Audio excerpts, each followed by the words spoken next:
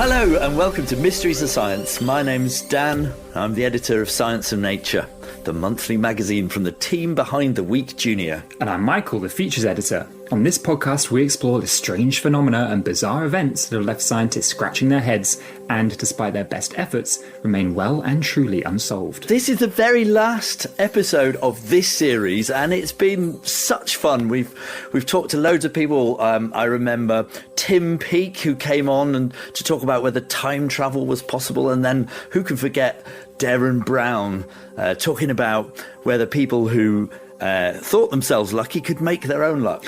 You might also remember we created robot versions of ourselves as we explored whether your computer is smarter than you and set off on a journey to try and find the lost city of Atlantis. Ah, yes, and we discovered the Welsh Atlantis as well. We went on a ghost hunt with Yvette Fielding and even inside the ancient Egyptian pyramids with Dr. Chris Norton. And now we've reached our final episode of Series 4, but the fun isn't over yet because today we're going to be answering your mysteries. Yes, these are the burning, mind-boggling questions that you want the answers to. Now, Dan, thankfully, we're not going to be answering these questions alone. We've assembled a top team of experts to help us out here and give you, the listeners, the answers that you're looking for. So what do you say, Dan? Are you ready to solve some more mysteries? I'm definitely up for it. I'm very pleased we've got some experts to help us. Let's do it. This is Mysteries of Science. Sorry, Michael. Sorry. No, I think it was your line. I just got excited. So, Michael, what's our first question? Well, it's a big one, Dan, and it's a question a lot of you might have heard before. What came first, the chicken or the egg? Oh, this is a massive question. And it's a very controversial one too, especially in my family. Things can get quite heated arguing about this one. Listen, before the experts join us, what do you reckon, Michael? Let's have a little poll. Chicken or egg? Do you know what, Dan? I'm actually going to go for the chicken. How about you? You don't surprise me at all, Michael. You struck me as a massive chicken. I'm going egg. I'm an egg man all the way. But luckily, we've got somebody who's going to tell us which one of us is right. Yes, say hello to our old friend Peter Gallivan. Hi everybody, it's Peter here from the Royal Institution. You might recognise me from my Head Scratchers column in the Week Junior Science and Nature, but I also work for the Royal Institution. We're a science education charity and we organise exciting science activities for young people and adults all across the country. Hi Pete, so tell us, help us out here, what came first, chicken or egg? So this question is a really fascinating question, and it might seem quite simple, but actually it comes right to the very centre of how we think about animals, and in particular it's a question that we need to think about evolution to be able to give a good answer. Okay, so we need to think about evolution first. So tell us, Peter, what is that? So evolution, this was a theory which was came up with by Charles Darwin and Alfred Russel Wallace, who were two scientists in the 1800s. And the idea is that animals slowly can change and adapt to become better suited to their environments. And these changes happen over thousands, millions of years of time. So it's not the kind of thing we can really see in our lifetime, but animals have existed on this planet for hundreds of millions of years. So over this huge period of time, animals slowly change and adapt, become better suited to their environments. And because the environments are always changing, it gets hotter, it gets colder, places get wetter, plates push up to create huge mountains. The environment is always changing, and so animals always have to adapt to change. And so over really long periods of times, these small adaptations add up, and eventually we get new species evolving. Right, thanks Pete, you've done a really great job there setting the background to this question, but I'm really keen to find out what's the answer. So with that in mind, let's think of this question. So what came first, the chicken or the egg? So what is an egg? So two chickens will breed together, and the female chicken will lay an egg. And this egg will have a mix of each of the parents' DNA.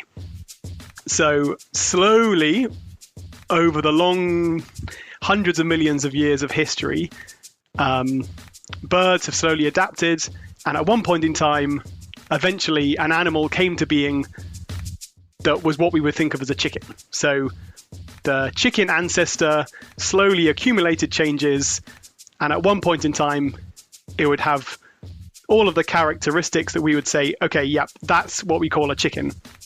And so in this case, that first chicken grew out of an egg. So I would say the egg came first because the first ever, at one point in time, there's one animal that we, as scientists, would agree that's the first chicken. And that first chicken will have grown out of an egg. Yes, absolutely. Yeah, I knew it. I was right. Not so fast, Dan. That's the argument for the egg, but there's also an argument for the chicken. I'm David Papineau. I'm Professor of Philosophy of Science at King's College London. Now, David was part of an expert panel that was convened especially to tackle this question. It was some while ago, and it was a film. I can scarcely remember. It was a Disney film, Chicken Little, and they convened, I'm just trying to remember, a philosopher, a biologist, and a poultry farmer. But I should tell you that since then this has become, how shall I put it, a serious philosophical issue with articles in serious journals. I can tell you about that. This is very intriguing. I didn't know there was a serious philosophical side to this argument. What conclusion did David and the panel come to? Well, at the time, he actually agreed with Pete and said that the egg came first. Oh, phew. Of course he did. Yeah, that's the right answer. It's what I've been saying all along. And David, just to confirm, that was the unanimous decision of the panel? I can't remember that the biologist and the poultry farmer could be persuaded to take the issue very seriously. I really can't remember what happened on the Disney panel. But as I said, quite soon afterwards, a pile of philosophers started taking the issue quite seriously, and some of them didn't agree with me. Now, one of these philosophers was actually a friend of David's who set out why it was in fact the chicken, not the egg, which came first. And his argument went like this. He said, look, being a chicken, you shouldn't... If we're serious biologists, we're interested in populations. We're not interested in individual mutations. If you just got an individual animal that happened to get a mutation that made it different from the guinea fowls and looked a bit like a chicken, that wouldn't necessarily mean you had chickens. That would just mean you had a kind of freaky guinea fowl. So if one chicken isn't enough to say that we have chickens, then how many chickens do we need? What you need for chickens is the chicken species to have arisen, not just an individual chicken. And the way biologists think about species, he said, is in terms of a population of interbreeding individuals. They can interbreed with each other. A separate population, say of guinea fowls, they all breed with each other. But at the point where the chickens and the guinea fowls can't interbreed anymore, that's when you get a chicken species. Okay, so only when we have a separate chicken population can we really say that we've got chickens. So where do the eggs come in then? This speciation event, the event that cut off the chickens from the larger population that they came from in terms of breeding, that might happen outside the breeding season, outside the egg-laying season, in which case there'd be no eggs around at all. And the first chickens would be chickens. I mean, the first things would be chickens and not the eggs. First you get the chickens, and then later on in the breeding season, they lay some eggs. So don't be distracted by the fact that chickens actually lay eggs every day, because I take it that's a bit of a freak that happened with a few chickens, and then the humans got hold of them and used them for food purposes. I don't think ancestral chickens would have laid eggs every day. Oh no, I feel the ground is beginning to slip from beneath my feet here. David, so you started off thinking that the egg came first, and then you were convinced by some rather tricky arguments to change your mind. Exactly. I realise that my foolish former view about eggs coming first has now been entirely discredited, and I am happy to recant. So how about it, Dan? Are you happy to recant too? Have you changed your mind? I'm not one for recanting, but I never thought. As an aside, I never really thought I would say chickens quite so much in one sentence. And another thing, I mean, I wonder whether Sanvi realised that what was such a seemingly innocent question would actually explode into such a big thing. I think basically maybe it's one of those things where when you ask a question, in the answering of it, you find out a lot more than you thought there was to find out. Yeah, it turned into a bit of a mind bender, that one. So how about we take on something a bit lighter, a bit easier? Wormholes. Wormholes, right. Yes, searching through all the questions we've been sent, we chose a simple one like wormholes. Hi, my name is Gavin. I'm 9 years old, and I have a question for you guys. What is a wormhole? Do they exist? And what happens when you go in one? Wow, 3 questions in one there, Gavin. Fantastic. Some really big questions. Well, I wonder, who are we going to get to answer this one for us? Hi, I'm Melissa Broby. I'm a science communicator and space writer. Hi, Melissa. Welcome to the show. So tell us, what is a wormhole? A wormhole is a theoretical bridge that connects 2 distant points in space-time. The idea of a wormhole was first proposed by Albert Einstein and Nathan Rosen in 1935, who used Einstein's general theory of relativity to explore the existence of bridges that connected 2 different points in space-time, creating a sort of shortcut that would reduce the distance and travel time, or even send you to a completely different time.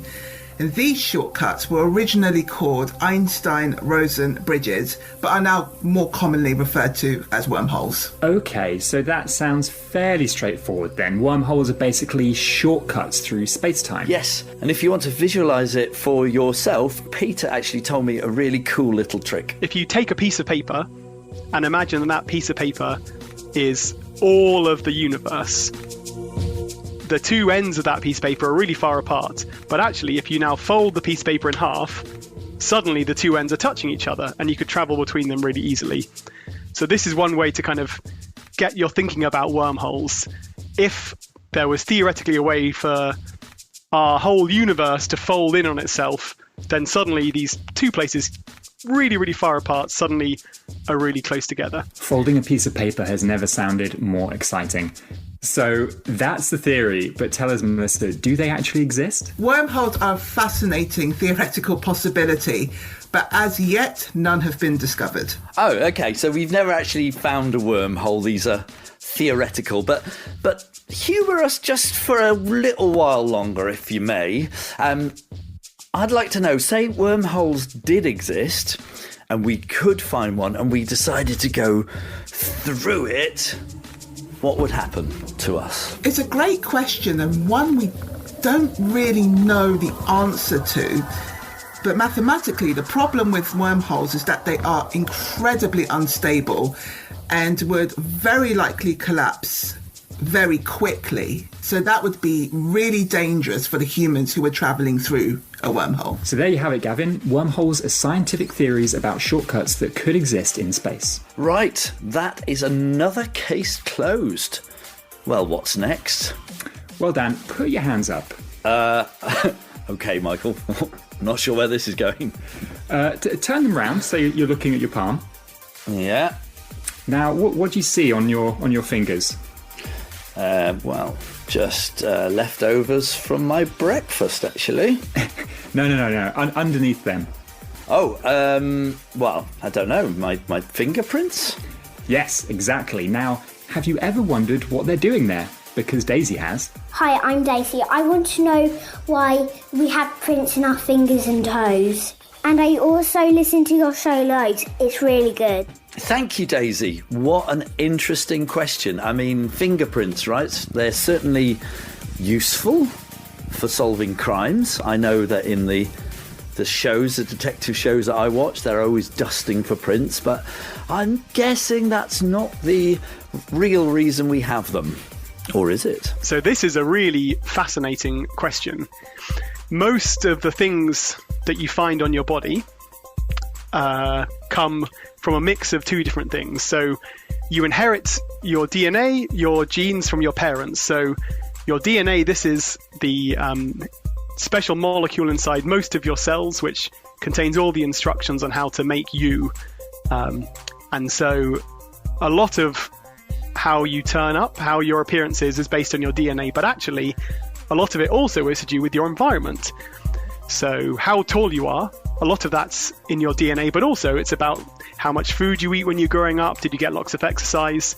So most things about your body, how tall you are, how big you are, what color your hair is, it's a mix of your DNA and the environment. But fingerprints are completely to do with the environment and nothing at all to do with your DNA. Wow, how fascinating. I would have thought it was to do with your DNA. Nothing to do with DNA. How amazing. How do they form then? That really begs the question, doesn't it? So when you're developing inside the womb, your skin is moving all around and your skin is growing, your fingers are growing, and your body's all kind of getting squished up all over the place in the womb. And this kind of squishing together is what forms these ridges on your fingers and on your toes. And then when you're born, these ridges, the reason why scientists think they still exist and they haven't been something that's disappeared, is that they actually help you grip things when you're wet. So it's not so much of an issue for us now, but if you imagine back in the kind of era when we lived in caves, if you're trying to go hunting in the wild, holding onto a spear in the rain, having these fingerprints really helps you grip better and will be a really, really big important advantage. But in terms of why we have fingerprints, it's completely random, the pattern is completely random and not at all related to your parents. So whatever your mum or dad's fingerprints are, it completely doesn't matter to what your fingerprints are. One really interesting fingerprint fact: koalas have fingerprints that look almost identical to humans, to the point where if they were found at a crime scene, a lot of people wouldn't be able to tell them apart from human fingerprints. Which doesn't mean that you should go and train a koala to go and steal stuff for you. That's amazing. I had no idea koalas had such similar fingerprints to us. Yes, but Michael, I remember what Peter said. I know how your brain works.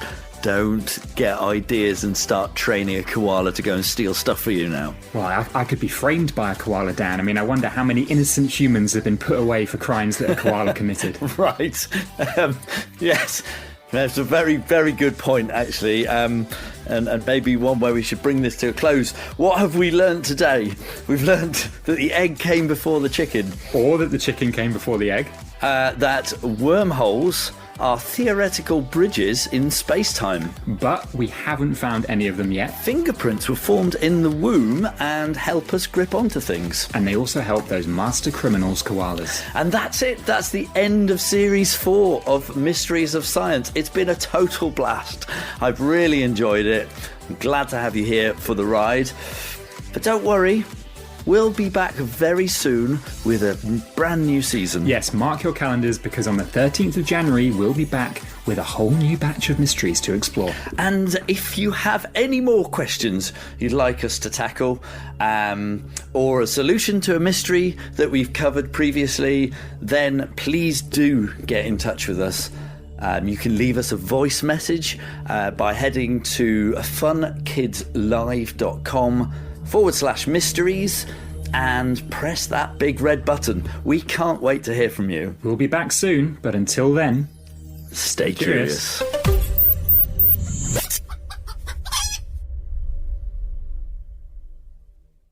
Thanks for listening to this podcast, which is made by the same people that make The Week Junior magazine. You can get 6 free issues of The Week Junior or 3 issues of The Week Junior Science and Nature for £5 by heading to theweekjunior.co.uk/podcast offer.